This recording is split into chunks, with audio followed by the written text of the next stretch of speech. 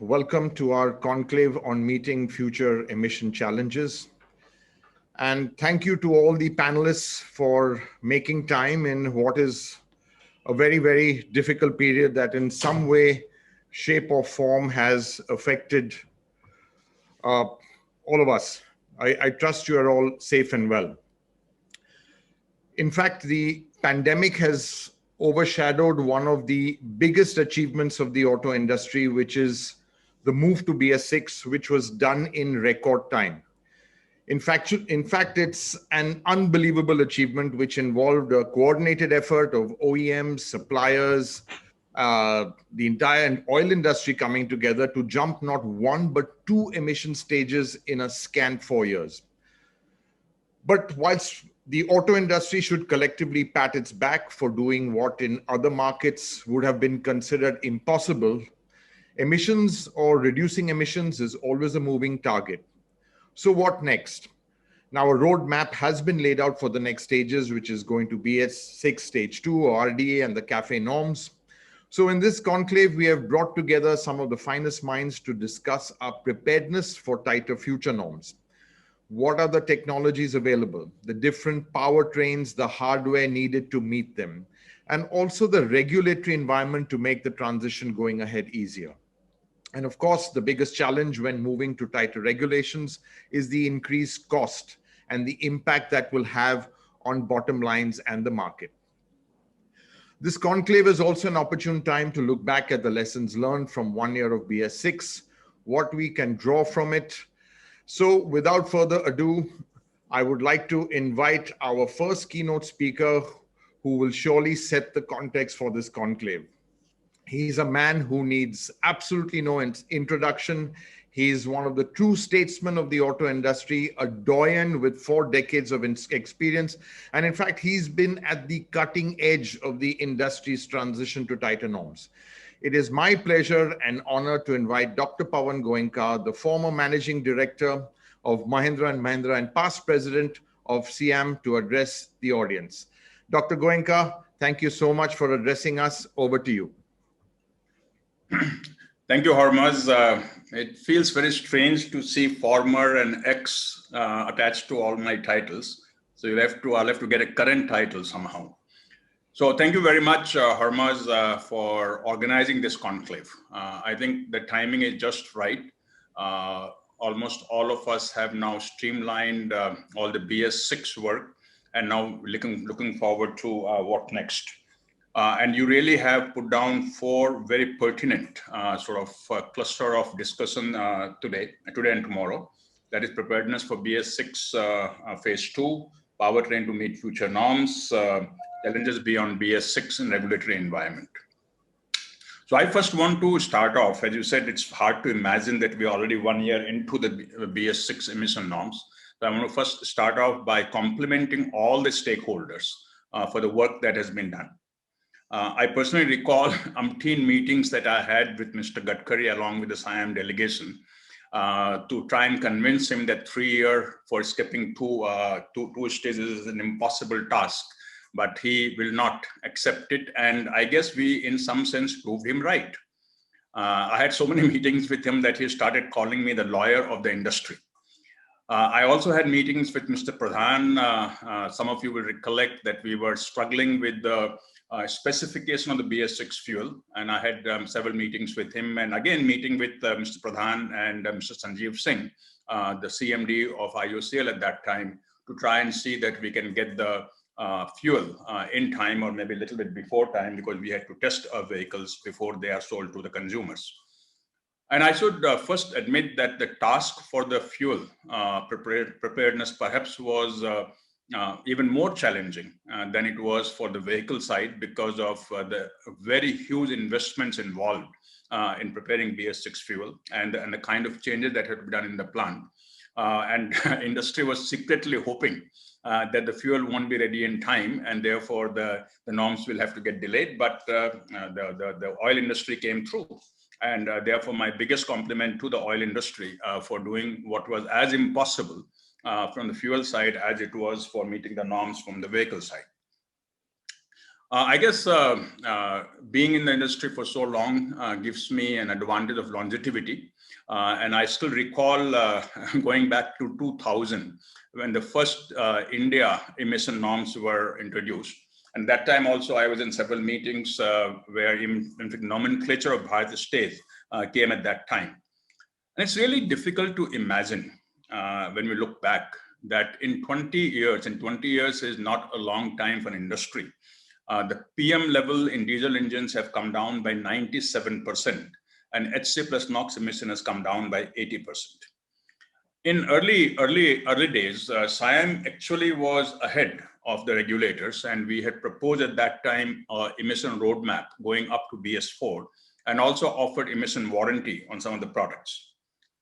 And I guess we'll have to admit that where India or a country slipped in emission norms was the gap between BS3 and BS4, which was intended to be 4 years, but turned out to be 7 years. And BS4 came in 2017, and that's the reason the task of BS6 became sort of so hurried and so complex and challenging. But I think we will also have to admit that the need for BS6 was very much there. Yes, as an industry, we would have liked to probably get a year or two more for it, but the need was definitely there. And we must feel good now that Indian vehicles are as clean as vehicles almost anywhere else. Now, I have closely watched the work that was done for BS6 at Mahindra and Mahindra. And I must say that I was absolutely thoroughly impressed with the team that did this work. All the technical people know how hard it was, though people outside may not realize how hard it was to get to BS6 from BS4. And the number of models, the number of testing, the number of different climates that one had to go through to make this happen left me in awe. And Pankaj Sunalkar, who was leading our effort towards the end of BS6 conversion, took pride in the fact that our team had beaten that cost target that I had given them at the beginning of the work in 2017. So therefore, if I was to project what Mahindra engineers did to the rest of the industry, I'm sure that each one of you have worked as diligently and with so much passion to get this BS6 in. I would also say that the task perhaps was even more difficult for suppliers. Suppliers had pressure from all the OEMs. Every OEM probably wanted priority to be given to them for a variety of reasons. And they had to take down the BS4 lines and put in BS6 lines. For OEM, we didn't really have to change too much in the factory. So I must again thank all the suppliers for working so closely with the industry to make the BS6 happen. And I would say that I think by and large, you'll admit that things have gone reasonably smoothly for transition BS6, all said and done. Though COVID did allow us to perhaps hide some of the problems that might have come, and everything that didn't happen, we could easily blame it on COVID. But more or less, I think the task has been done relatively smoothly, and everybody should feel happy that the industry as a whole, and as Hormuz said, a combination of oil industry, suppliers, OEMs, consultants who have really helped us a lot. We have achieved what was seen to be impossible just about 2 or 3 years ago. Now, looking ahead, the topics that are being talked about today, I won't spend too much time on it because we have the experts coming in the panel discussions today and tomorrow who will talk about it.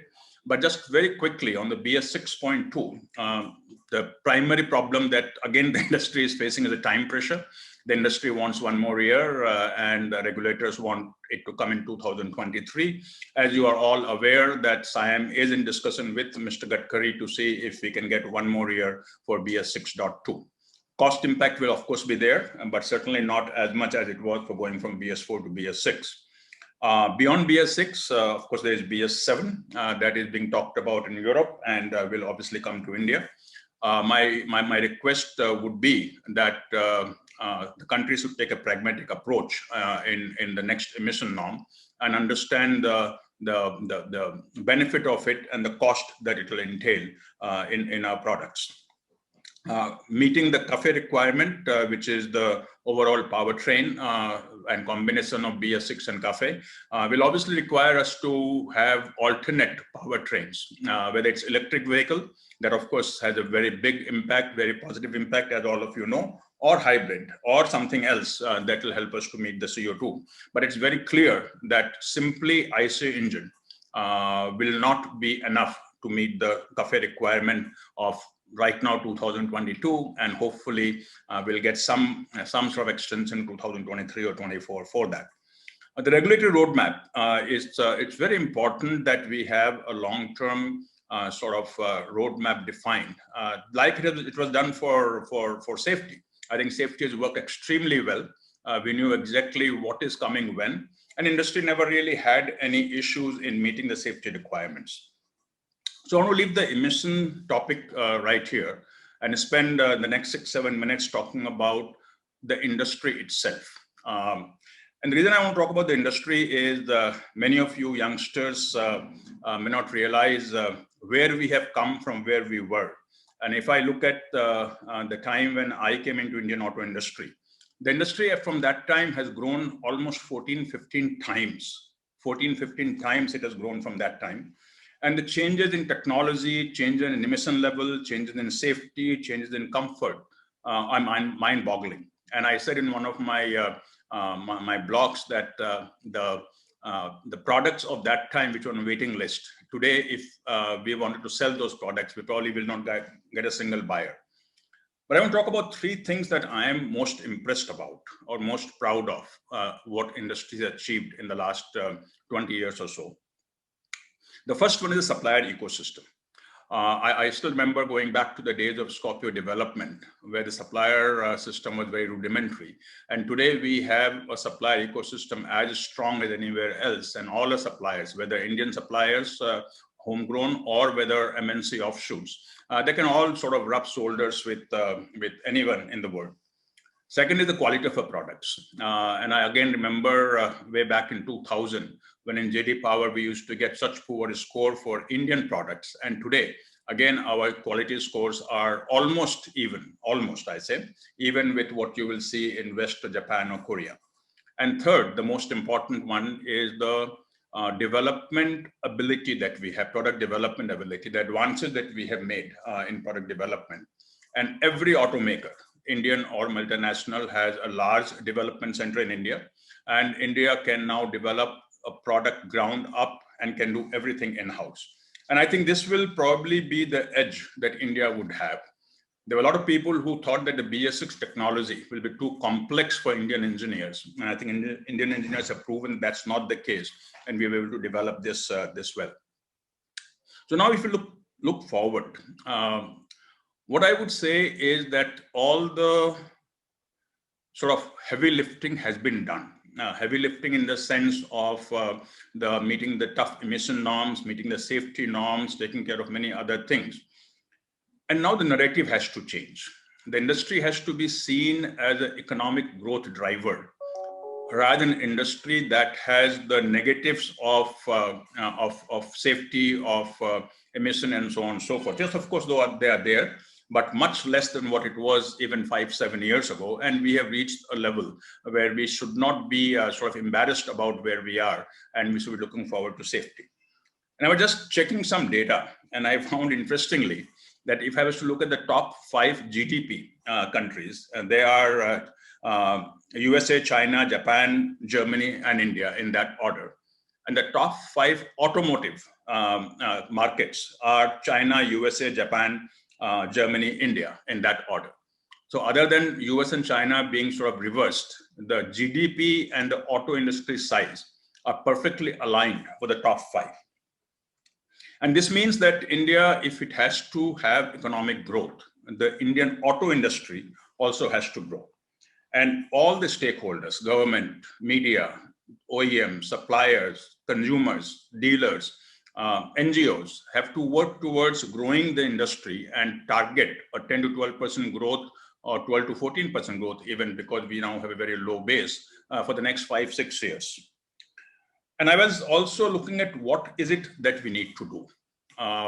I think from the OEM side, supplier side, the industry player side, we still have a little bit more work to do on quality and technology. While we have caught up significantly, we still fall short with what I would see in Korea, what I would see in Japan or Germany for quality. So we need to just do a little bit more, and all of you are responsible for that here. Just a little bit more in technology also to really become world class.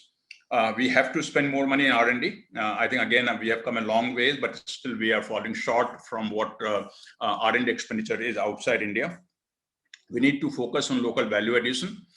India is importing today about $25 billion worth, and I think we can easily reduce that by about half if all of us put our mind to it, that we should import only when we have to import and not just because it's convenient to import. And we obviously have to focus significantly on export. Now, from the government side, I think there are 2 or 3 things that needs to be done to grow the industry. Number one is FTAs. For export, FTAs come in the way. Those of you who are involved on the commercial side would know that India does not have favorable FTAs for exporting automotive products. I think though it's hard to do, but the government will have to start looking at rationalizing the very high GST that the auto industry faces today. It cannot be done overnight, I realize that, but over time, I think the GST has to become more reasonable.